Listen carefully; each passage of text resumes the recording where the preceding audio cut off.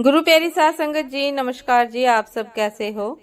आशा करती हूँ बाबा जी के श्री चरणों में अरदास करती हूँ कि मालिक की कृपा से, निरंकार दातार की मेहरबानी से आप सब बहुत खुश होंगे, मौज बहार में होंगे और अवश्य ही भजन सिमरन में होंगे।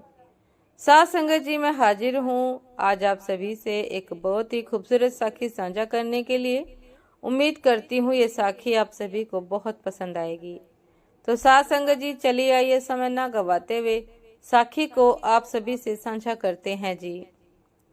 साध संगत जी, यह बात महाराज चरण सिंह जी के समय की है, जब हिमाचल में महाराज जी के सत्संग का प्रोग्राम होता था। उन दिनों सत्संग के बाद महाराज जी स्टेज पर बैठकर ही संगत को दर्शन देते थे।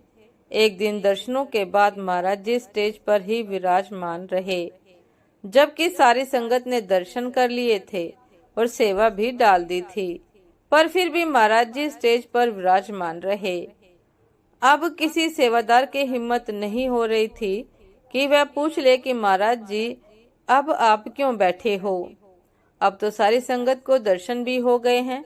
फिर बड़ी हिम्मत करके एक बुजुर्ग सेवादार ने महाराज जी से पूछा कि महाराज जी, आप अब तक क्यों बैठे हो? क्या हमसे कोई गलती हो गई है जी? और अब तो सारी संगत ने दर्शन भी कर लिए हैं। तब महाराज जी ने कहा, नहीं, अभी संगत में से एक को दर्शन नहीं हुए हैं। वो भाई उस पीपल के पास बैठा है, जाओ उनसे कहो कि आपको दर्शन और सेवा डालने के लिए महाराज जी बुला रहे हैं।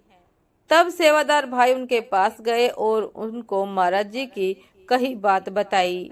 तब उस भाई ने आकर महाराज जी के दर्शन किए और अपनी सेवा डाली। साध संगत जी, अब इस घटना के बाद सभी सेवादार भाई बहनों में बातें होने लगी कि इसकी सेवा में ऐसी कौन सी बात है कि जिसके लिए स्वयं कुल मालिक को इंतजार करना पड़ा। तब एक बुजुर्ग सेवादार ने महाराज जी से विनती की कि हे सतगुरु जी, सच्चे पातशाह जी, हमें यह ज्ञान देकर धन्य करे कि ऐसी क्या बात थी कि आप स्वयं उस भाई का इंतजार कर रहे थे। तब महाराज जी ने बताया कि यह भाई सत्संग में आने के लिए बस के किराए के लिए 1 साल से पैसे जमा कर रहा था। फिर इसने सोचा कि अगर ये पैसे मैं बस किराए में खर्च कर दूंगा तो सेवा क्या डालूंगा। तो इसने बस में आने व जाने की बजाय पैदल आने की सोची। 10 दिनों की पैदल यात्रा करके यह सत्संग में पहुंचा है। अब यह थोड़े पैसे की सेवा समझकर दर्शनों को भी नहीं आ रहा था। अब आप ही बताओ, मैं ऐसे सत्संगी की सेवा के लिए और उसे दर्शन दिए बिना कैसे चला जाता? क्या ऐसी सेवा का कोई मोल हो सकता है? अगर हम कहीं भी निस्वार्थ भाव से सेवा करते हैं तो हमारे मन में किसी भी तरह के फल की इच्छा नहीं होनी चाहिए। हमें अपने मन में ना तो फल की इच्छा रखनी है और ना ही वहाँ नाम आने का भाव रखना है। हम क्या करते हैं, थोड़ा सा दान पुण्य करते हैं और मन में चाहत रखते हैं कि हमारा नाम भी इसमें लिखा जाए।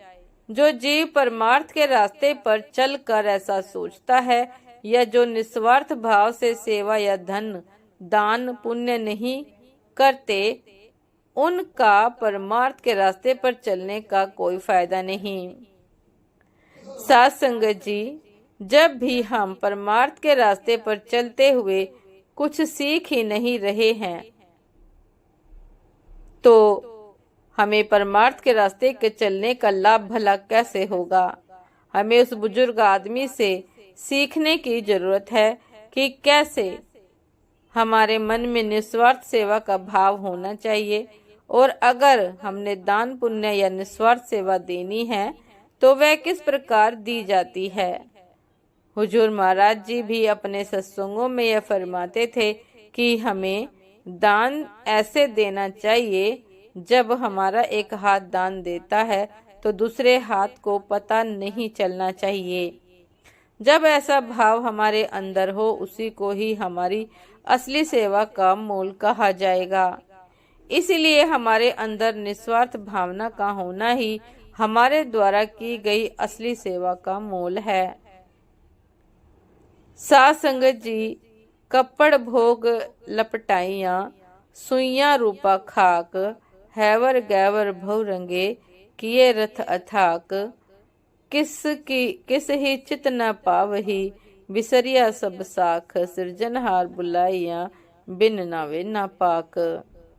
साध संगत जी, हमें सेवा सच्चे मन से करनी चाहिए, दिखावा नहीं करना चाहिए। साध संगत जी, यदि हम इस प्रकार की सेवा करते हैं तो अवश्य उसका मोल पड़ता है। अन्यथा यदि हम सेवा दिखावे मात्र के लिए करते हैं तो साध संगत जी ऐसी सेवा का कोई मोल नहीं। साध संगत जी, ये थी आज की एक बहुत ही खूबसूरत साखी। उम्मीद करती हूँ ये साखी आप सभी को बहुत पसंद आई होगी। यदि पसंद आई हो साध संगत जी तो लाइक कमेंट शेयर करना ना भूलिएगा। चैनल पर जो भी नए हैं कृपा करके सब्सक्राइब कर लीजिएगा ताकि चैनल पर मिलने वाली सभी शब्द साखियों की अपडेट आप सभी को समय पर मिलती रहे।